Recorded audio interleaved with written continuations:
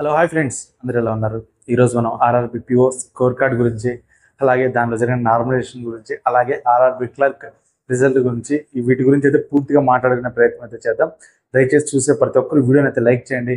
ఒక మినిమం ప్రతి ఒక్క వీడియోకి చూడడం 2,000 మంది 3,000 మంది చూస్తున్నారు. ఒక 100 లైక్స్ కూడా అతి కష్టం మీద వస్తున్నాయి. దయచేసి చూసే ప్రతి ఒక్కరు వీడియోని లైక్ చేయడానికి అయితే ప్రయత్నించండి. అలాగే మన ఛానల్ అయితే సబ్స్క్రైబ్ అయితే చేసుకోండి. ఇకపోతే ఫస్ట్ ఆఫ్ ఆల్ మనం ఆర్ఆర్బి పిఓ స్కోర్ కార్డ్ గురించి ఆంధ్ర, తెలంగాణ, కర్ణాటక గురించి మాట్లాడుకుని తర్వాత నామినేషన్ గురించి అయితే మాట్లాడదాం. ఓకేనా?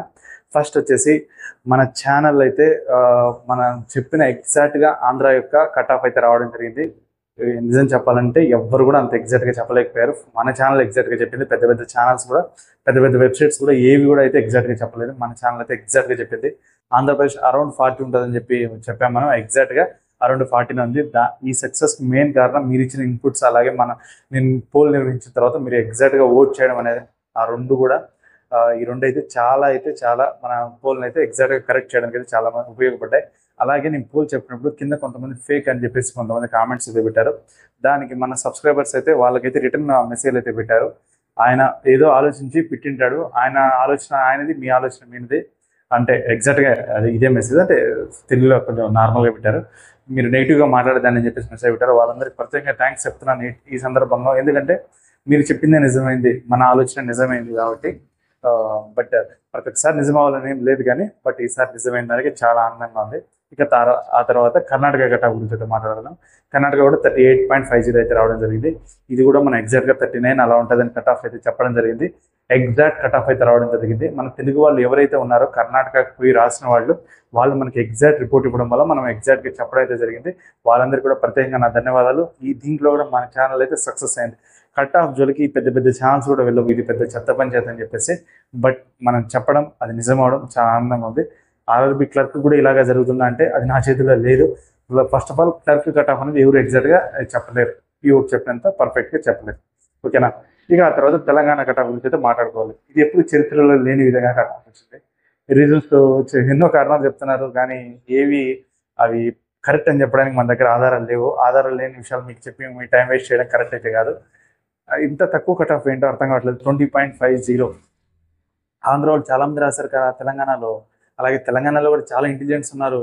బట్ ఎందుకు ఇలా కట్ ఆఫ్ తగ్గిందా అని అస్సలు అర్థం కావట్లేదు. ఇది మన ప్రిడిక్షన్ కాదు కదా, ఎవరు కూడా ప్రిడిక్షన్ చేయలేరు. ఇది అసలు ప్రిడిక్షన్స్కి అతీతంగా, అసలు ప్రిడిక్షన్ సంబంధం లేకుండా తెలంగాణ అయితే రావడం జరిగింది. 31 పిట్నలు కూడా క్వాలిఫై అయినారని చెప్పేసి అప్పుడు అనుకున్నప్పుడు నేను అనుకున్నాను ఎక్కువ మంది ఏమైనా తీసుకున్నారేమో.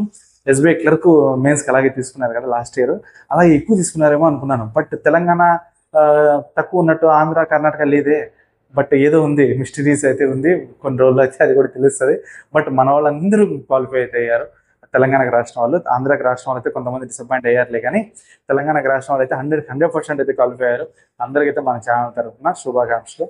ఇకపోతే నార్మలైజేషన్ గురించి మాట్లాడాలి. ఇది పెద్ద కాంట్రవర్సీ టాపిక్ అయిపోయింది, నిజంగా చెప్తున్నాను. పెద్ద పెద్ద ఛానల్స్లో కొంతమందికి అయితే 3 మార్క్స్ పెరిగాయి, 4 మార్క్స్ పెరిగాయి, 5 మార్క్స్ పెరిగాయి, 6 మార్క్స్ పెరిగాయి నార్మలైజేషన్లో అని చెప్తున్నారు. బట్ మన ఏపీ వాళ్ళకి చాలా మంది నేను చూసినంత వరకు అయితే నార్మలైజేషన్లో అయితే కొన్ని మార్క్స్ యాడ్ కాలేదని తెలుస్తుంది.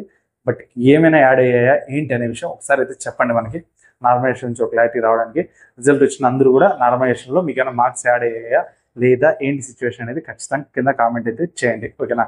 ఇక ఆ తర్వాత ఆర్ఆర్బి క్లర్క్ రిజల్ట్ గురించి అయితే మాట్లాడుకుందాం. ఇక ఫింగర్స్ క్రాస్ అంతే. ఇంకా వచ్చేయచ్చు, ఎనీ టైం లింక్ రావచ్చు, ఎనీ టైం రిజల్ట్ రావచ్చు, ఇంకా వేరే సమస్య లేదు. ఎందుకంటే ఆల్రెడీ స్కోర్ కార్డ్ అయితే రావడం జరిగింది. ఇంకా వెబ్సైట్స్ అంతా ఆర్ఆర్బి పిఓ గురించి ఇంకా నన్ ఆఫ్ టాపిక్, ఇంకా టాపిక్ ఏముండదు. ఇక మెయిన్స్ హాల్ టికెట్ వస్తుంది తర్వాత. ఇప్పుడు ఓన్లీ లింక్ రావాల్సింది ఆర్ఆర్బి క్లర్క్ రిజల్ట్ యొక్క లింకే. కంపల్సరీ ఎనీ టైం లింక్ రావచ్చు, ఎనీ టైం రిజల్ట్ రావచ్చు. ఓకేనా? దీని గురించి ఇంకేమైనా అప్డేట్స్ వస్తే ఖచ్చితంగా అయితే వీడియో చేస్తాను. దయచేసి చూసే ప్రతి ఒక్కరు మన ఛానల్ అయితే సబ్స్క్రైబ్ చేయండి, మన వీడియోస్ అయితే లైక్ చేయండి, షేర్ చేయండి. బాయ్.